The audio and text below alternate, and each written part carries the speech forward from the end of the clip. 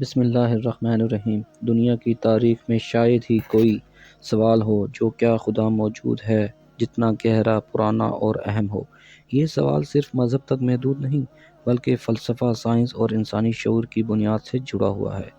حیرت کی بات یہ ہے کہ انسان نے چاند پر قدم رکھ لیا ہے، ایٹم کو توڑ لیا، مگر آج بھی اس سوال کے جواب میں منکرین صرف سوالات اٹھاتے ہیں، کوئی حتمی دلیل پیش نہیں کر پاتے کہ خدا نہیں ہے۔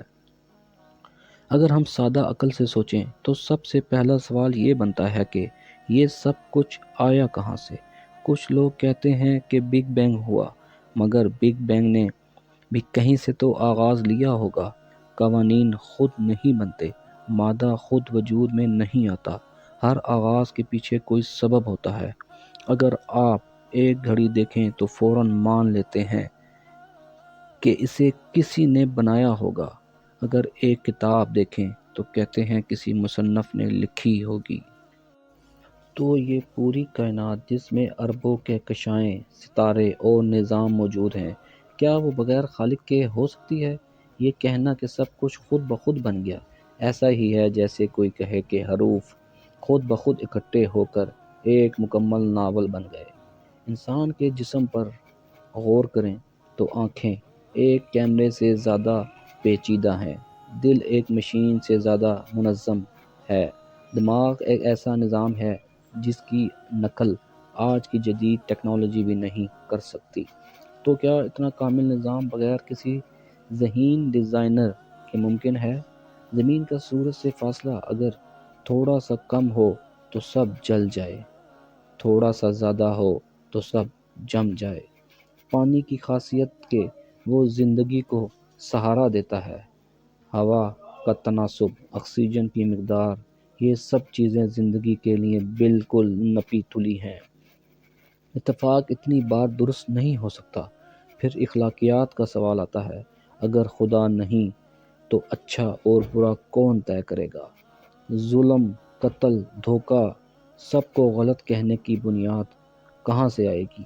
اگر سب کچھ ارتقاء اور طاقت کا کھیل ہے تو پھر طاقتور کا ظلم بھی درست ہونا چاہیے، مگر انسان کا ضمیر خود گواہی دیتا ہے کہ کچھ چیزیں ہر حال میں غلط ہیں، اور یہ ضمیر کسی اعلیٰ قانون دینے والے کی طرف اشارہ کرتا ہے۔ تاریخ دیکھیں تو جہاں خدا کو زندگی سے نکالا گیا وہاں انسان نے خود کو خدا بنا لیا، اور نتیجہ جنگیں، قتل اور تباہی کی صورت میں نکلا۔ خدا پر ایمان انسان کو یہ احساس دیتا ہے کہ وہ آزاد نہیں بلکہ جواب دہ ہے، ایک دن حساب ہونا ہے۔ اسی لیے ایمان انسان کو ظلم سے روکتا ہے۔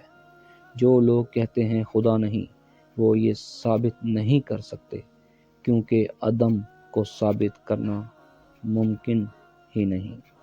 وہ صرف شک پھیلاتے ہیں، جبکہ خدا کے ہونے کے دلائل کائنات کے ہر ذرے میں بکھرے ہوئے ہیں۔ ہر قوم، ہر دور، ہر تہذیب میں خدا کا تصور پایا جاتا ہے۔ یہ انسانی فطرت جھوٹ نہیں بولتی۔ آخر میں بات بہت سادہ ہے، خدا پر ایمان اندھی تقلید نہیں بلکہ عقل کا منطقی نتیجہ ہے، اور خدا کا انکار کوئی سائنسی کامیابی نہیں بلکہ ایک فلسفیانہ کمزوری ہے۔ اگر ہم تعصب چھوڑ کر سچائی کے ساتھ سوچیں تو ماننا پڑے گا کہ یہ منظم، بامقصد اور حسین کائنات کسی حکیم، قادر اور جاننے والے خالق کے بغیر نہیں ہو سکتی، اور وہ خالق اللہ ہے، ایک اکیلا اور لا شریک، جس کا وجود دلیل سے زیادہ مضبوط اور ہر انکار سے زیادہ واضح ہے۔